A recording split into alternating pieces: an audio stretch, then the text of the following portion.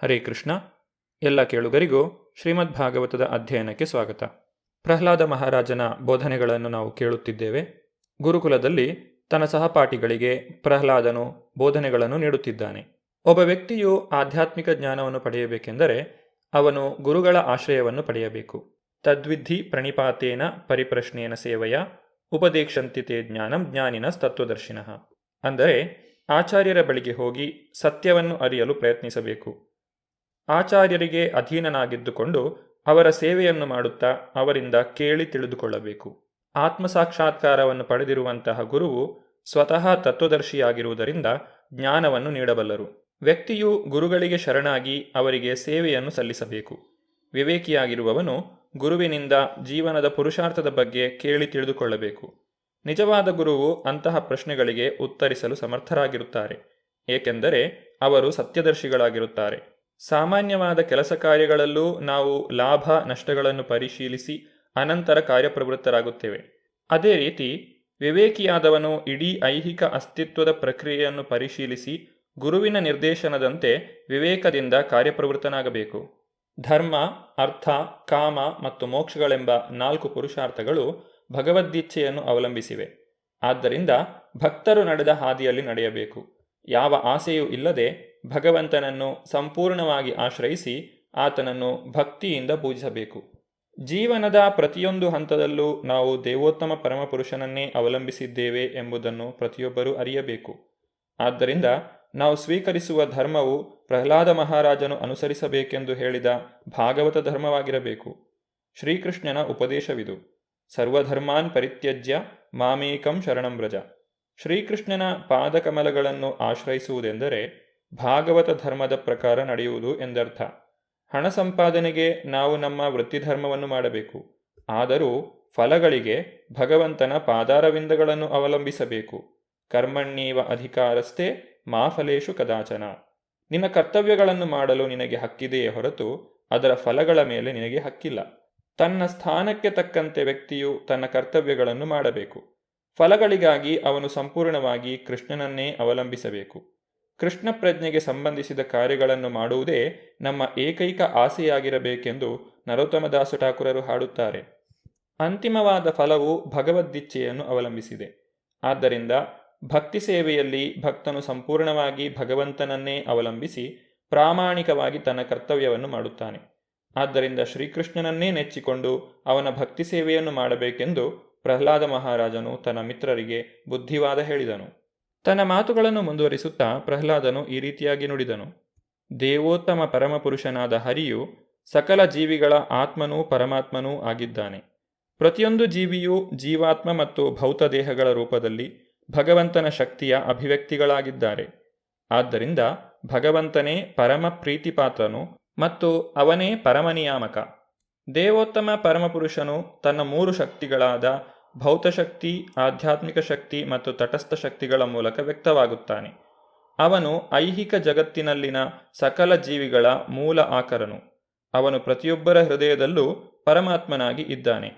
ಜೀವಿಯು ತನ್ನ ನಾನಾ ದೇಹಗಳಿಗೆ ಕಾರಣನಾದರೂ ಭಗವಂತನ ಆಣತಿಯಂತೆ ಐಹಿಕ ಪ್ರಕೃತಿಯಿಂದ ಅವನಿಗೆ ದೇಹ ಪ್ರಾಪ್ತವಾಗುತ್ತದೆ.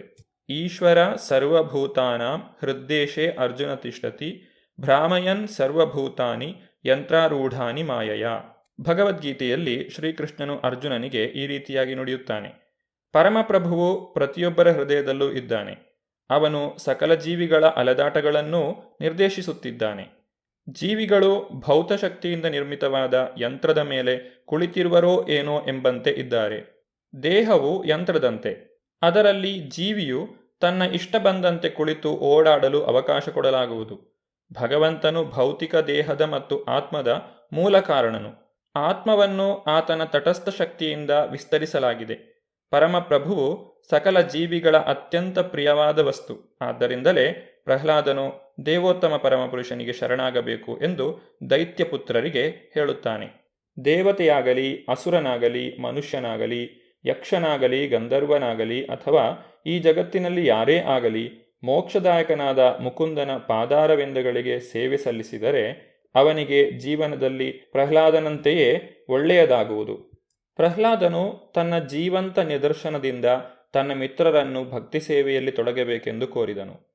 ದೇವ ಸಮಾಜದಲ್ಲಾಗಲಿ, ಅಸುರ ಸಮಾಜದಲ್ಲಾಗಲಿ, ಮಾನವ ಸಮಾಜದಲ್ಲಾಗಲಿ, ಗಂಧರ್ವ ಸಮಾಜದಲ್ಲಾಗಲಿ ಪ್ರತಿಯೊಬ್ಬ ಜೀವಿಯು ಮುಕುಂದನ ಪಾದಾರವಿಂದವನ್ನು ಆಶ್ರಯಿಸಿ ಕೃತಕೃತ್ಯನಾಗಬೇಕು. ಪ್ರಹ್ಲಾದನು ತನ್ನ ಮಾತುಗಳನ್ನು ಮುಂದುವರಿಸುತ್ತಾ ಈ ರೀತಿಯಾಗಿ ನುಡಿದನು. ಪ್ರಿಯ ಮಿತ್ರರೇ, ಹೇ ರಾಕ್ಷಸ ಪುತ್ರರೇ, ಆದರ್ಶ ಬ್ರಾಹ್ಮಣರಾಗಿ, ದೇವತೆಗಳಾಗಿ, ಮಹರ್ಷಿಗಳಾಗಿ, ಸದಾಚಾರವಂತರಾಗಿ, ಪಂಡಿತರಾಗಿ ನೀವು ದೇವೋತ್ತಮ ಪರಮಪುರುಷನನ್ನು ತೃಪ್ತಿಪಡಿಸಲು ಸಾಧ್ಯವಿಲ್ಲ. ಇವುಗಳಲ್ಲಿ ಯಾವುದರಿಂದಲೂ ಆ ಭಗವಂತನ ಪ್ರೀತಿಯನ್ನು ಸಂಪಾದಿಸಲು ಸಾಧ್ಯವಿಲ್ಲ. ದಾನದಿಂದಾಗಲಿ, ತಪಸ್ಸಿನಿಂದಾಗಲಿ, ಯಾಗದಿಂದಾಗಲಿ, ಶುದ್ಧಿಯಿಂದಾಗಲಿ, ವ್ರತಗಳಿಂದಾಗಲಿ ಭಗವಂತನನ್ನು ಸಂತೋಷಪಡಿಸಲು ಸಾಧ್ಯವಿಲ್ಲ. ಅಚಲವಾದ ನಿರ್ಮಲವಾದ ಭಕ್ತಿಯೋಗದಿಂದ ಮಾತ್ರ ಭಗವಂತನನ್ನು ಸಂತೋಷಗೊಳಿಸಬಹುದು. ಪ್ರಾಮಾಣಿಕ ಭಕ್ತಿ ಸೇವೆ ಇಲ್ಲದೆ ಹೋದರೆ ಎಲ್ಲವೂ ಆಡಂಬರದ ಪ್ರದರ್ಶನ ಅಷ್ಟೇ. ವ್ಯಕ್ತಿಯು ಪರಮಪ್ರಭುವನ್ನು ಪ್ರಾಮಾಣಿಕವಾಗಿ ಸಕಲ ವಿಧಗಳಿಂದಲೂ ಸೇವೆ ಮಾಡುವುದರಿಂದ ಪರಿಪೂರ್ಣನಾಗಬಹುದು ಎಂದು ಪ್ರಹ್ಲಾದನು ಹೇಳುತ್ತಾನೆ. ಬ್ರಾಹ್ಮಣ, ದೇವತೆ, ಋಷಿ ಮೊದಲಾದ ಜನ್ಮಕ್ಕೆ ಏರಿದರೆ ಮಾತ್ರ ಭಗವಂತನ ಪ್ರೀತಿ ಬೆಳೆಯುವುದಿಲ್ಲ. ಪ್ರಾಮಾಣಿಕವಾಗಿ ಭಗವಂತನ ಸೇವೆಯಲ್ಲಿ ನಿರತನಾದರೆ ವ್ಯಕ್ತಿಯ ಕೃಷ್ಣ ಪ್ರಜ್ಞೆಯು ಸಂಪೂರ್ಣವಾಗುತ್ತದೆ.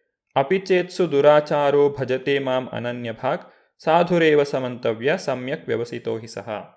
ವ್ಯಕ್ತಿಯು ಅತ್ಯಂತ ಹೇಯ ಕಾರ್ಯಗಳನ್ನು ಮಾಡಿದ್ದರೂ ಭಕ್ತಿ ಸೇವೆಯಲ್ಲಿ ತೊಡಗಿದ್ದರೆ ಅವನನ್ನು ಸಂತ ಎಂದು ಪರಿಗಣಿಸಬೇಕು.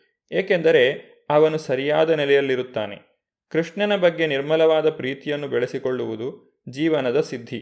ಅದಕ್ಕೆ ಬೇರೆ ವಿಧಾನಗಳು ಸಹಾಯಕವಾಗಬಹುದು. ಆದರೆ ವ್ಯಕ್ತಿಯು ಕೃಷ್ಣನ ಬಗ್ಗೆ ಪ್ರೇಮವನ್ನು ಬೆಳೆಸಿಕೊಳ್ಳದೇ ಇದ್ದರೆ ಆ ವಿಧಾನಗಳಿಂದ ಸಮಯವನ್ನು ಹಾಳು ಮಾಡುತ್ತಾನೆ ಅಷ್ಟೇ. ಧರ್ಮಸ್ವಾನುಷ್ಠಿತ ಪುಂಸ ವಿಶ್ವಕ್ಸೇನ ಕಥಾಸುಯ ನೋತ್ಪಾದಯೇತ್ ಯದಿರತಿಂ ಶ್ರಮ ಏವಹಿ ಕೇವಲಂ. ಜನರು ಮಾಡುವ ಕರ್ತವ್ಯಗಳು ಅವು ಪರಮಪ್ರಭುವಿನ ಬಗ್ಗೆ ಅವರಲ್ಲಿ ಅನುರಕ್ತಿಯನ್ನು ಪ್ರಚೋದಿಸದೇ ಇದ್ದರೆ ಆ ಶ್ರಮವು ವ್ಯರ್ಥವಾದದ್ದು. ವ್ಯಕ್ತಿಯು ಪರಿಪೂರ್ಣನೋ ಅಲ್ಲವೋ ಎಂಬುದನ್ನು ಪರೀಕ್ಷಿಸುವ ವಿಧಾನವೆಂದರೆ ಅವನಿಗೆ ಭಗವಂತನ ಬಗೆಗೆ ನಿರ್ಮಲವಾದ ಭಕ್ತಿ ಇದೆಯೇ ಎಂಬುದನ್ನು ನೋಡುವುದು. ಒಬ್ಬ ವ್ಯಕ್ತಿಯು ತನ್ನನ್ನು ತಾನು ಯಾವ ರೀತಿಯಾಗಿ ಚೆನ್ನಾಗಿ ನೋಡಿಕೊಳ್ಳುತ್ತಾನೋ ಅದೇ ರೀತಿಯಲ್ಲಿ ಭಗವಂತನನ್ನು ಸಂತೋಷಪಡಿಸಲು ಭಕ್ತಿ ಸೇವೆಯನ್ನು ಅವಲಂಬಿಸಬೇಕು. ಸಕಲ ಜೀವಿಗಳ ಪರಮಾತ್ಮನಾಗಿ ಭಗವಂತನು ಎಲ್ಲ ಕಡೆಯೂ ಇದ್ದಾನೆ. ರಾಕ್ಷಸರ ಎಲ್ಲ ಪುತ್ರರು ಪ್ರಹ್ಲಾದನ ದಿವ್ಯೋಪದೇಶವನ್ನು ಮೆಚ್ಚಿ ಅದನ್ನು ಶ್ರದ್ಧೆಯಿಂದ ಅನುಷ್ಠಾನ ಮಾಡಿದರು. ಅವರೆಲ್ಲ ತಮ್ಮ ಗುರುವಾದ ಷಂಡ ಅಮರ್ಕರು ನೀಡಿದ ಲೌಕಿಕ ಉಪದೇಶವನ್ನು ತಿರಸ್ಕರಿಸಿದರು. ಇದು ಶುದ್ಧ ಭಾಗವತೋತ್ತಮನಾದ ಪ್ರಹ್ಲಾದನ ಉಪದೇಶದ ಫಲ. ಭಕ್ತನು ಅರ್ಹನೂ ಕೃಷ್ಣ ಪ್ರಜ್ಞೆಯಲ್ಲಿ ಪ್ರಾಮಾಣಿಕನೂ ಶ್ರದ್ಧಾಯುಕ್ತನೂ ಆಗಿದ್ದರೆ ಅಂತಹವನ ಬೋಧನೆಯು ಪರಿಣಾಮಕಾರಿಯಾಗಿರುತ್ತದೆ. ಸತಾಂ ಪ್ರಸಂಗಾನ್ ಮಮ ವೀರ್ಯ ಸಂವಿದೋ ಭವಂತಿ ಹೃತ್ಕರ್ಣ ರಸಾಯನ ಕಥಾ. ವ್ಯಕ್ತಿಯು ಸತ್ಪುರುಷರ ಅಥವಾ ಸದ್ಭಕ್ತರ ಉಪದೇಶವನ್ನು ಅರಿಯಲು ಯತ್ನಿಸಿದರೆ ಆಗ ಆ ಉಪದೇಶವು ಹಿತವಾಗಿಯೂ ಹೃದಯಸ್ಪರ್ಶಿಯಾಗಿಯೂ ಇರುತ್ತದೆ. ಆಗ ಅವನಿಗೆ ಕೃಷ್ಣ ಪ್ರಜ್ಞಾಯುಕ್ತನಾಗಬೇಕೆಂಬ ಸ್ಫೂರ್ತಿ ಬಂದು ತನ್ನ ಜೀವನದಲ್ಲಿ ಈ ಉಪದೇಶವನ್ನು ಅನುಷ್ಠಾನ ಮಾಡಿದರೆ ಅವನು ಖಂಡಿತವಾಗಿಯೂ ಭಗವದ್ಧಾಮಕ್ಕೆ ಹಿಂದಿರುಗುವುದರಲ್ಲಿ ಯಶಸ್ವಿಯಾಗುತ್ತಾನೆ. ಬಾಲಕ ಪ್ರಹ್ಲಾದನ ಕೃಪೆಯಿಂದಾಗಿ ಅವನ ಎಲ್ಲ ಸಹಪಾಠಿಗಳು ಭಗವದ್ಭಕ್ತರಾದರು. ಕೇವಲ ಇಂದ್ರಿಯ ಸುಖಕ್ಕೋಸ್ಕರವೇ ಇರುವ ರಾಜನೀತಿ, ರಾಜಕಾರಣ, ಆರ್ಥಿಕ ಅಭಿವೃದ್ಧಿಯೇ ಮೊದಲಾದ ವಿಷಯಗಳನ್ನು ಬೋಧನೆ ಮಾಡಿಸಿದ ಅವರ ಗುರುಗಳು ಎನಿಸಿಕೊಂಡ ಷಂಡ ಅಮರ್ಕರಿಂದ ಏನನ್ನೂ ಕಲಿಯಲು ಅವರು ಇಷ್ಟಪಡಲಿಲ್ಲ. ಪ್ರಹ್ಲಾದನ ಸಹವಾಸದಿಂದ ವಿದ್ಯಾರ್ಥಿಗಳೆಲ್ಲರೂ ಕೃಷ್ಣ ಪ್ರಜ್ಞೆಯಲ್ಲಿ ಮುಂದುವರಿದದ್ದನ್ನು ನೋಡಿ ಶುಕ್ರಾಚಾರ್ಯರ ಪುತ್ರರಾದ ಷಂಡ ಅಮರ್ಕರು ಗಾಬರಿಯಾದರು.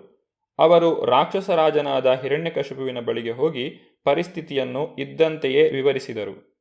ಪ್ರಹ್ಲಾದನ ಬೋಧನೆಯಿಂದ ಆತನ ವಿದ್ಯಾರ್ಥಿಗಳು ಕೃಷ್ಣ ಪ್ರಜ್ಞೆಯೊಂದೇ ಮಾನವ ಜೀವನದ ಏಕೈಕ ಗುರಿ ಎಂಬ ತೀರ್ಮಾನಕ್ಕೆ ಬಂದರು. ಯಾರು ಶುದ್ಧ ಭಕ್ತರ ಸಂಘವನ್ನು ಮಾಡಿ ಅವರ ಉಪದೇಶವನ್ನು ಅನುಸರಿಸುತ್ತಾರೋ ಅವರು ಕೃಷ್ಣ ಪ್ರಜ್ಞೆಯಲ್ಲಿ ನೆಲೆಯಾಗಿ ಐಹಿಕ ಭೋಗ ವಿಷಯಗಳಿಂದ ವಿಚಲಿತರಾಗುವುದಿಲ್ಲ. ತಮ್ಮ ಶಿಷ್ಯರಲ್ಲಿ ಗುರುಗಳು ಈ ಅಂಶವನ್ನು ವಿಶೇಷವಾಗಿ ಗಮನಿಸಿ ಗಾಬರಿಯಾದರು. ಏಕೆಂದರೆ ಇಡೀ ವಿದ್ಯಾರ್ಥಿ ಸಮುದಾಯವೇ ಕ್ರಮೇಣ ಕೃಷ್ಣ ಪ್ರಜ್ಞಾಯುಕ್ತವಾಗುತ್ತಿತ್ತು. ಹಿರಣ್ಯಕಶಿಪುವಿಗೆ ಪರಿಸ್ಥಿತಿಯೆಲ್ಲವೂ ಅರ್ಥವಾಯಿತು. ಅವನು ಕೋಪೋದ್ರೇಕಗೊಂಡವನಾಗಿ ಅವನ ದೇಹವು ನಡುಗಿತು. ಕೊನೆಗೆ ತನ್ನ ಮಗನಾದ ಪ್ರಹ್ಲಾದನನ್ನು ಕೊಲ್ಲಬೇಕೆಂದು ತೀರ್ಮಾನಿಸಿದನು. ಹಿರಣ್ಯಕಶಿಪುವು ಸ್ವಭಾವತಃ ಕ್ರೂರಿ. ತನಗೆ ಅವಮಾನವಾಯಿತೆಂದು ಭಾವಿಸಿ ಅವನು ಕಾಲಿನಿಂದ ತುಳಿದ ಕಾಳ ಸರ್ಪದಂತೆ ಬುಸುಗುಟ್ಟಲಾರಂಭಿಸಿದನು. ಅವನ ಮಗನಾದ ಪ್ರಹ್ಲಾದನು ಶಾಂತನಾಗಿಯೂ ಮೃದುವಾಗಿಯೂ ವಿನಯದಿಂದಲೂ ಇದ್ದನು. ತನ್ನ ಇಂದ್ರಿಯಗಳನ್ನು ಹತೋಟಿಯಲ್ಲಿಟ್ಟುಕೊಂಡು ಅವನು ಹಿರಣ್ಯಕಶಿಪುವಿನ ಎದುರು ಕೈ ಜೋಡಿಸಿ ನಿಂತಿದ್ದನು. ಪ್ರಹ್ಲಾದನ ವಯಸ್ಸು, ನಡವಳಿಕೆಗಳು ಹೇಗಿದ್ದುವೆಂದರೆ ಅವನನ್ನು ಶಿಕ್ಷಿಸುವಂತೆಯೇ ಇರಲಿಲ್ಲ. ವಕ್ರವಾದ ದೃಷ್ಟಿಯಿಂದ ದುರುದುರು ನೋಡುತ್ತಾ ಹಿರಣ್ಯಕಶಿಪುವು ಅವನನ್ನು ಕ್ರೂರವಾದಂತಹ ಮಾತುಗಳಿಂದ ಬೈಯಲಾರಂಭಿಸಿದನು. ಇದರ ಕುರಿತಾಗಿ ನಾವು ಮುಂದಿನ ಸಂಚಿಕೆಯಲ್ಲಿ ನೋಡೋಣ. ಧನ್ಯವಾದಗಳು. ಹರೇ ಕೃಷ್ಣ.